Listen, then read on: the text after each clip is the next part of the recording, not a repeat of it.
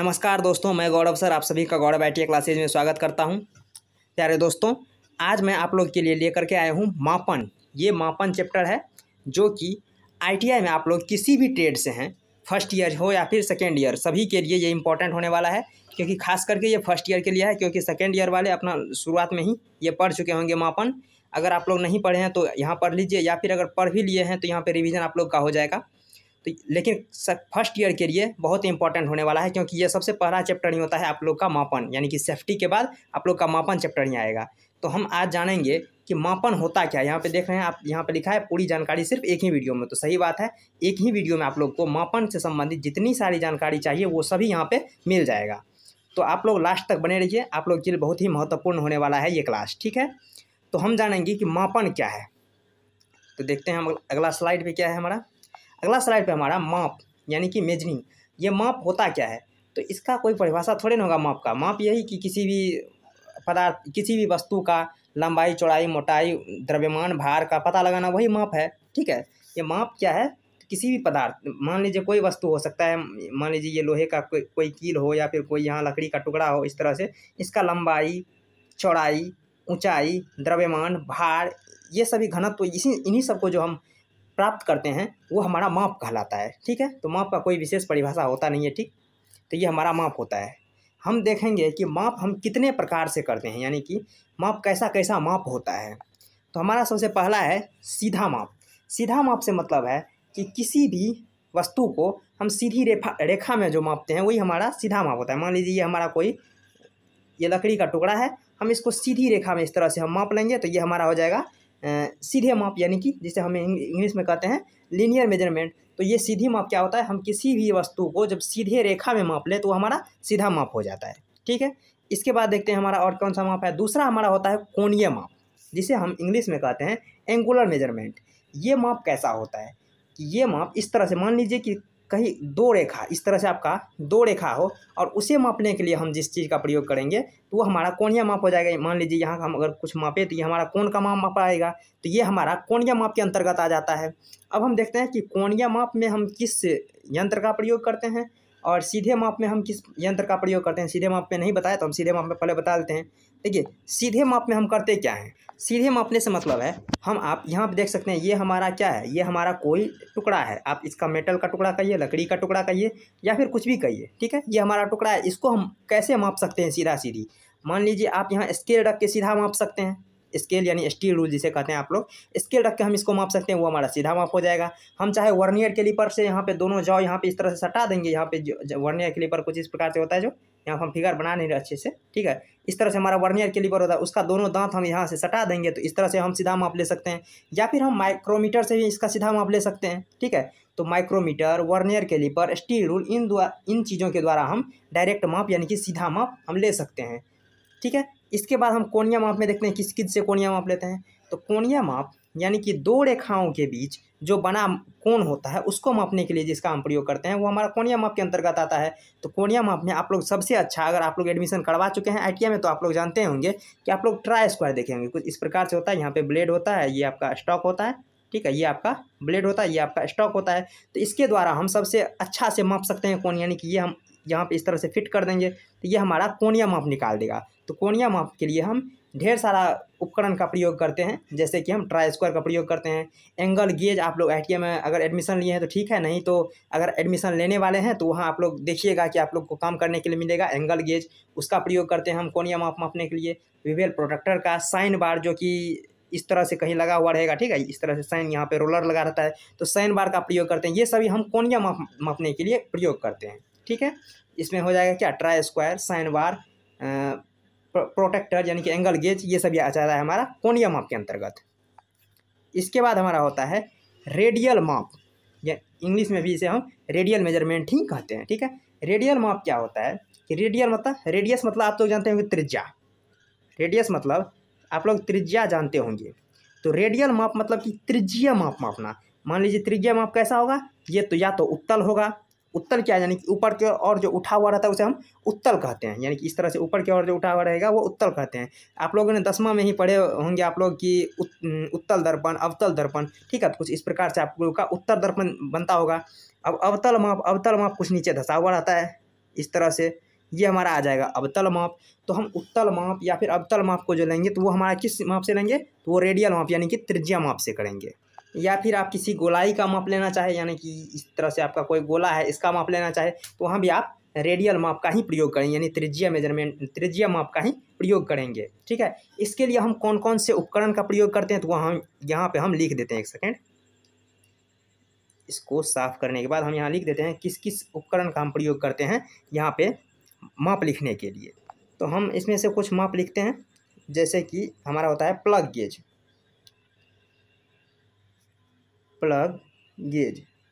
ठीक है, आप लोग अगर ITI में है तो आप लोग देखे होंगे, या फिर नहीं देखे हैं तो आप ITI में सर से मांग करके देख लीजिए कि किस तरह से होता है हमारा रेडियस गेज। ठीक है, उसके बाद आता है हमारा ring gauge, plug gauge, ring gauge. उसके बाद आता है हमारा रेडियस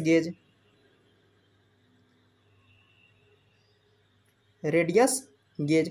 आप लोग लिखेंगे कम तो ही अच्छा रहेगा, आप लोग सिर्फ सुनते रहिए, क्योंकि सुनने से ही लगभग चीज़ें आप लोग को याद हो जाएगी। क्योंकि किसी भी चीज़ का परिभाषा आपको ITI में नहीं पूछेगा, क्योंकि आपको ऑब्जेक्टिव प्रश्न पूछा जाता है, सारा का सारा ऑब्जेक्टिव प्रश्न पूछता है, और 38 क्वेश्चन आप लोगों को थ्योरी से पूछेगा। तो ये लगभग आपका थ्योरी और WCS दोनों कवर हो जाएगा। ये माप जो है वो थ्योरी में भी होता है और WCS में भी होता है, तो इसलिए इससे आप लोग का थ्योरी और WCS का दोनों का चैप्टर एक कवर हो जाएगा। ठीक है, तो आप लोग लिखने से अधिक सुनने पे ध्यान दीजिए।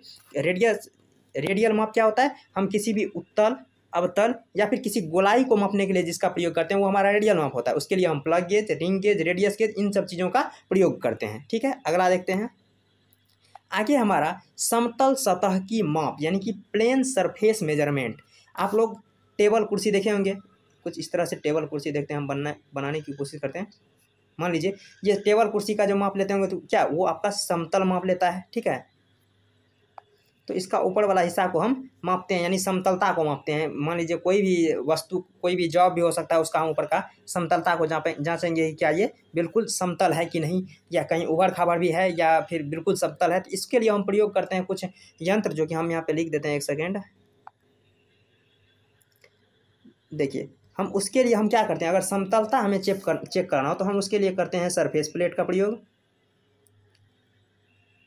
सरफेस प्लेट, ठीक है, सरफेस प्लेट का प्रयोग करते हैं। उसके बाद हम सरफेस गेज का प्रयोग करते हैं, ये सरफेस ही रहेगा और गेज हो जाएगा, सरफेस गेज का प्रयोग करते हैं। इसके बाद हमारा आता है स्ट्रेट गेज। स्ट्रेट गेज मतलब ये भी समतल है, यानी कि स्ट्रेट में है, तो स्ट्रेट मापने के लिए हम स्ट्रेट गेज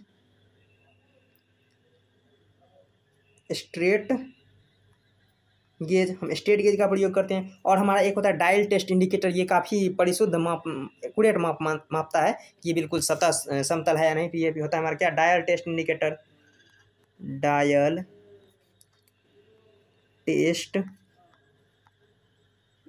ठीक है, डायल टेस्ट इंडिकेटर होता है जिसके द्वारा हम समतल सतह को मापते हैं। समतल सतह यानी कि किसी भी सीधा मापने के लिए हम जिसका प्रयोग करते हैं वही हमारा समतल सतह की माप हो जाता है, जिसमें surface plate, surface gauge, straight gauge, dial test indicator, ये सभी माप आता है। ठीक है, इसके बाद देखते हैं। इसके बाद है माप की विधियाँ। हम लोगों ने देखा कि अभी तक में माप किस तरह से लिया जाता है, यानी कि कैसा कैसा माप हम मापते हैं। उसके बाद अब हमारा है माप की विधियाँ, यानी कि मेथड्स ऑफ माप। तो सबसे पहले हम देख लेते हैं माप की कितनी विधियाँ हैं। ठीक, देखिए पहला है हमारा प्रत्यक्ष माप, जिसे हम कहते हैं डायरेक्ट मेजरमेंट। दूसरा है हमारा अप्रत्यक्ष माप, जिसे कहते हैं इनडायरेक्ट मेजरमेंट। और तीसरा होता है हमारा तुलनात्मक माप, जिसे हम कहते हैं कंपैरेटिव मेजरमेंट। तो हम एक एक करके इसको जानते हैं। सबसे पहले हम जानेंगे क्या, डायरेक्ट माप को। पहले ये जानते हैं कि माप की विधियाँ, तो माप की 3 विधियाँ होती है। ठीक, पहला हो जाता है हमारा प्रत्यक्ष माप, जिसे हम कहते हैं डायरेक्ट मेजरमेंट। तो डायरेक्ट मेजरमेंट कैसे होता है कि आप किसी भी जॉब को, मान लीजिए आपका ये एक राउंड बार है, यानी कि राउंड जॉब है, अब इसको आपको मापना है लंबाई। ठीक है, तो कि इसका लंबाई मापेंगे। तो डायरेक्ट माप क्या होता है कि हम यहाँ पे डायरेक्ट स्टील रूल लगा देंगे। इस तरह से ये हम स्टील रूल लगा दिए और इसका जो माप है उसको हम नोट कर लीजिए। मान लीजिए हमारा 10 mm का हो गया, तो इस तरह से हम इसका डायरेक्ट माप ले सकते हैं। तो ये हमारा हो जाएगा डायरेक्ट माप। डायरेक्ट माप के लिए हम किस किस का प्रयोग कर सकते हैं, डायरेक्ट माप के लिए हम स्टील रूल का प्रयोग करेंगे, यानी कि जिसे आप साधारण भाषा में इंची समझ सकते हैं। ठीक है, उसके बाद हम माइक्रोमीटर का प्रयोग करेंगे, जो कुछ इस प्रकार सा होता है। हम यहाँ पे कोशिश करते हैं बनाने का। ठीक है, माइक्रोमीटर कुछ इस प्रकार का होता है, आप लोग देखेंगे, अगर ITI में है तो आप लोग देखे होंगे। ठीक है, तो इस तरह से कुछ माइक्रोमीटर होता है, यहाँ पे कुछ मार्किंग किया हुआ रहता है, तो हम माइक्रोमीटर से भी डायरेक्ट इसका माप ले सकते हैं, या फिर हम इसको वर्नियर कैलिपर से भी माप ले सकते हैं। ठीक है। तो ये हमारा डायरेक्ट मेजरमेंट हो जाता है। डायरेक्ट मेजरमेंट का मतलब सिंपल ये है कि हम माप तो लेंगे ही, साथ ही साथ वो हमारा एक्यूरेट माप भी बता दे। अगर हम यहाँ पे स्टील रूल रखेंगे यानी इंची रखेंगे तो यहाँ बता देगा कि ये 10 mm का है। ठीक है। ठीक उसी तरह से हम अगर माइक्रोमीटर रखें तो माइक्रोमीटर में भी यहाँ पे रीडिंग दिया हो रहा था, तो ये भी बता देगा कि ये 10 mm का है।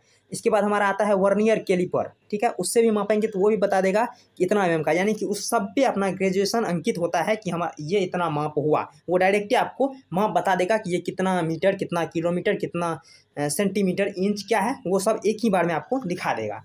उसके बाद चलते हैं हम अप्रत्यक्ष माप, यानी कि इनडायरेक्ट मेजरमेंट, जिसे हम डायरेक्ट मेजरमेंट नहीं कर सकते उसे कहते हैं अप्रत्यक्ष माप। तो इस माप में हम करते क्या हैं, देखिए सबसे इसमें विशेष तरीका से ये करते हैं कि मान लीजिए कि यहाँ एक कोई जॉब है।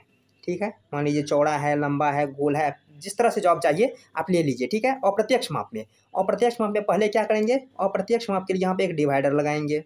इस तरह से आप लोग डिवाइडर देखेंगे, या फिर जेनी कैलिपर, जैसे आप हर्मोफ्रोटाइल कैलिपर या ओडलेग कैलिपर, ये तीनों नाम से जानते हैं। जेनी कैलिपर, हर्मोफ्रोटाइल और ओडलेग कैलिपर, ये 3 प्रकार के नाम से जानते हैं। उन कैलिपर से आप पहले इसको माप लीजिए, यहाँ पे मापेंगे, और फिर यहाँ पे फिक्स करने वाला एक नट होता है जो मूवेबल भी होता है और डायरेक्ट भी होता है।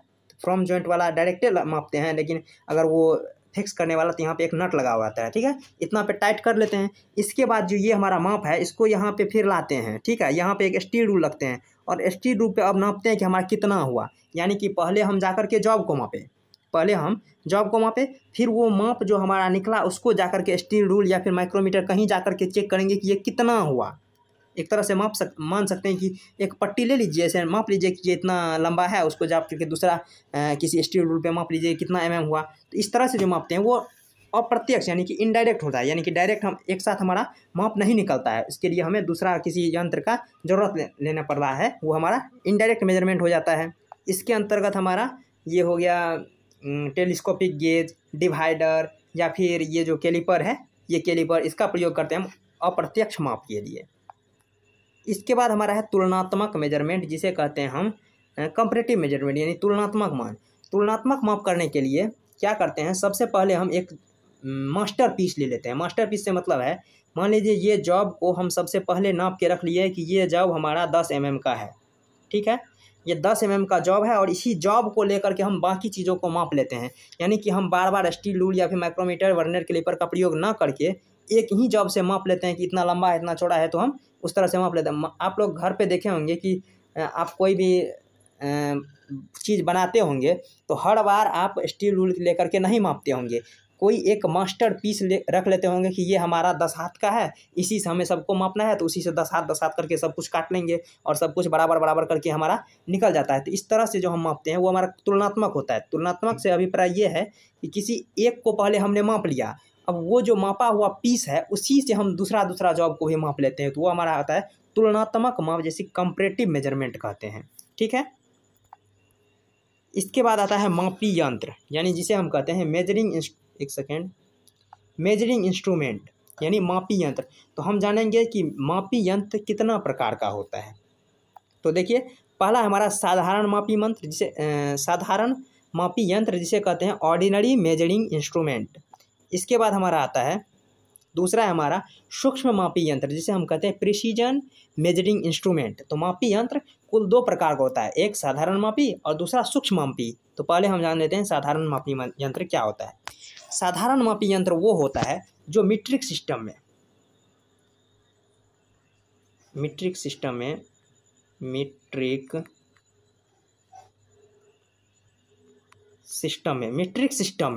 0.5 mm, यानी कि हम मीट्रिक सिस्टम में किस में मापते हैं, हम mm में मापते हैं। तो 0.5 mm का जो माप दे मीट्रिक सिस्टम में, वो हमारा होता है साधारण मापी यंत्र। ठीक है, हम मापते हैं किस किस सिस्टम में, एक मीट्रिक सिस्टम में और दूसरा ब्रिटिश सिस्टम में। देखिए मीट्रिक सिस्टम में हमारा कितना हो गया, मीट्रिक सिस्टम में 0.5 mm हो गया। इसके बाद चलते हैं ब्रिटिश सिस्टम में। जो ब्रिटिश सिस्टम में हमारा 1/64 इंच का माप दे, वो हमारा साधारण मापी यंत्र कहलाता है। मापने का हम 2 प्रकार से मापते हैं, एक मीट्रिक सिस्टम में और दूसरा ब्रिटिश सिस्टम में। तो साधारण मापी यंत्र वो होता है जो मीट्रिक सिस्टम में 0.5 mm तक का माप देता है, कम से कम 0.5 mm तक का वो माप देगा। अब ब्रिटिश सिस्टम में क्या करेगा, वो 1/64 इंच, ब्रिटिश सिस्टम हम इंच में मापते हैं, तो 1/64 इंच तक माप देता है, तो वो हमारा साधारण मापी यंत्र कहलाता है। साधारण मापी यंत्र उसे कहते हैं जो मीट्रिक सिस्टम में 0.5 mm और ब्रिटिश सिस्टम में 1/64 इंच का माप दे, न्यूनतम माप यानी कम से कम, वो हमारा साधारण मापी यंत्र होता है। इसके बाद चलते हैं हम सूक्ष्म मापी यंत्र में। सूक्ष्म मापी यंत्र उसे कहते हैं जो मीट्रिक सिस्टम में, एक सेकंड यहाँ हम लिख लेते हैं, जो हमारा मीट्रिक सिस्टम में, उसके बाद ब्रिटिश सिस्टम में, ब्रिटिश सिस्टम में। तो सूक्ष्म मापी यंत्र वो होता है जो हमारा मीट्रिक सिस्टम में 0.01 mm, 0.0 mm और ब्रिटिश सिस्टम में 0.001 इंच। जो 0.01 mm हमारा माप दे मीट्रिक सिस्टम में, वो हमारा सूक्ष्म मापी। जो ब्रिटिश सिस्टम में 0.001 इंच माप दे, वो हमारा सूक्ष्म मापी। तो यहाँ आप लोग देख रहे होंगे कि साधारण मापी यंत्र में क्या होता है कि मीट्रिक सिस्टम में 0.5 mm और ब्रिटिश सिस्टम में 1/64 इंच देता है, जो साधारण मापी यंत्र होता है। साधारण, एक बार फिर से सुनिए, साधारण मापी यंत्र में मीट्रिक सिस्टम में 0.5 mm और ब्रिटिश सिस्टम में 1/64 इंच तक का माप देता है, ये हमारा साधारण मापी यंत्र कहलाता है। उसके बाद देखिए, ये हमारा सूक्ष्म मापी यंत्र। सूक्ष्म मापी यंत्र में क्या होता है कि मीट्रिक सिस्टम में 0.01 mm का माप देता है और ब्रिटिश सिस्टम में 0.001 इंच का माप देता है, तो ये हमारा ब्रिटिश सिस्टम हो जाता है। तो मापी यंत्र दो प्रकार का होता है, एक सूक्ष्म मापी और एक साधारण मापी। तो साधारण मापी जो कि थोड़ा बड़ा माप देता है और सूक्ष्म मापी काफ़ी छोटा माप देता है, ठीक है। इसके बाद आगे चलते हैं। आगे हमारा माप की प्रणालियाँ, यहाँ पे कुछ माप की प्रणाली लिखी हुई है। यहाँ पे CGS system, FPS system, MKS system और SI सिस्टम। तो हमारा CGS सिस्टम को हम फ्रेंच सिस्टम भी कहते हैं, फ्रेंच सिस्टम हम कहते हैं CGS सिस्टम को। इसके बाद हमारा आता है FPS सिस्टम, इसे हम कहते हैं ब्रिटिश सिस्टम। इसे कौन सिस्टम कहते हैं, ब्रिटिश सिस्टम कहते हैं। और MKS सिस्टम को हम मीट्रिक सिस्टम कहते हैं, इसे हम मीट्रिक सिस्टम कहते हैं। और जो SI सिस्टम है, ये मीट्रिक सिस्टम का ही एक दूसरा रूप है, ठीक है, जो कि हर जगह हम लागू कर सकते हैं। अधिकतर आप लोग देखे होंगे SI पद्धति का ही यूज आप लोग अधिक करते हैं, जैसे लंबाई को, किसी भी वस्तु का लंबाई को मीटर में मापना, द्रव्यमान को किलोग्राम में मापना, इस तरह से जो हम मापते हैं वो हमारा SI सिस्टम यानी कि SI सिस्टम में ही होता है। तो अब हम जान लेते हैं CGS में किस तरह मापते हैं, FPS में किस तरह मापते हैं और MKS में किस तरह मापते हैं, फिर SI में भी किस तरह से मापते हैं, वो भी देखेंगे। तो हम सबसे पहले इसको साफ करते हैं। तो देखिए, CGS में जो होता है उसको लंबाई को हम सेंटीमीटर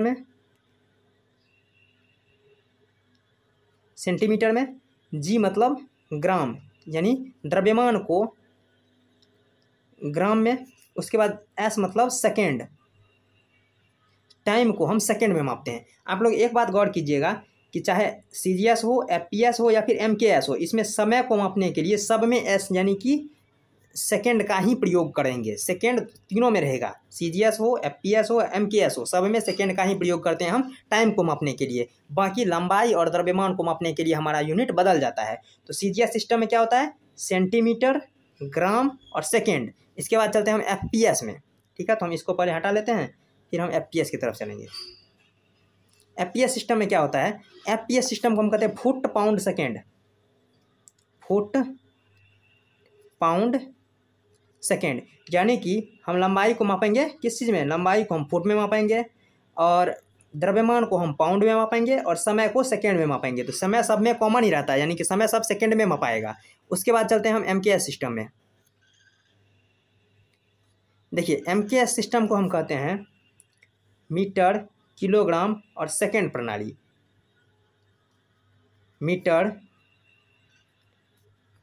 किलोग्राम और सेकेंड प्रणाली, यानी सेकेंड सब में कॉमन रहता है। M4 मीटर, K4 किलोग्राम, और एस फॉर सेकेंड प्रणाली। इसके बाद हमारा एसआई यूनिट हो जाता है। तो एसआई यूनिट यानी कि एमकेएस सिस्टम का ही सबसे सुधरा हुआ रूप है, जिसको हम प्रयोग करते हैं आम बोलचाल में भी, ठीक है। इसके बाद हम एक बात यहाँ पे ले आए, यानी कि एक वृत्त, यानी कि वृत्त का जो आंतरिक, ये आपका वृत्त है, यहाँ पे सेंटर है, तो यहाँ से इस तरह से अगर निकालेंगे तो ये हमारा 90 डिग्री हो जाता है। फिर ये हमारा 60 इधर हम कर लेते हैं तो ये हमारा पूरा 180 डिग्री, फिर 90 डिग्री, यानी कि पूरा हम एक वृत्त का केंद्र पे जितना माप कोण बनेगा वो हमारा 360 डिग्री का होता है। यानी एक वृत्त बराबर कितना होता है, 360 डिग्री। उसके बाद एक समकोण बराबर 90 डिग्री होता है। यहाँ पे डिग्री हम छोड़ दिए थे, यहाँ पे डिग्री लिख देते हैं। हाँ, यानी कि एक वृत्त बराबर 360 डिग्री, एक समकोण बराबर 90 डिग्री और एक डिग्री बराबर 60 मिनट होता है। इसे ये जो बिंदु से सूचित किया गया ये हमारा क्या है, मिनट। एक डिग्री बराबर 60 मिनट और एक मिनट बराबर 60 सेकेंड होता है। ये सेकेंड माप समय वाला सेकेंड नहीं है, ये कोण वाला सेकेंड है, ठीक है। एक वृत्त बराबर 360, समकोण 90 डिग्री, उसके बाद एक डिग्री बराबर 60 मिनट और एक मिनट बराबर 60 सेकेंड होता है। अगर आप लोग इसका पीडीएफ चाहते हैं तो गौरव ITI क्लासेज नाम से टेलीग्राम ग्रुप है, वहाँ से आप लोग इसका पीडीएफ भी ले सकते हैं, लेकिन इसमें पीडीएफ वाला कोई बात है नहीं, फिर भी अगर चाहते हैं तो आप ले सकते हैं, ठीक है। तो इसी के साथ आज का क्लास समाप्त करते हैं। देखते हैं आज कुछ है नहीं है। इसी के साथ आज का क्लास समाप्त करते हैं। आपको ये क्लास कैसा लगा, इसमें किस चीज़ में आपको समझ में नहीं आया, ये सब आप कमेंट में हमें कर सकते हैं। धन्यवाद।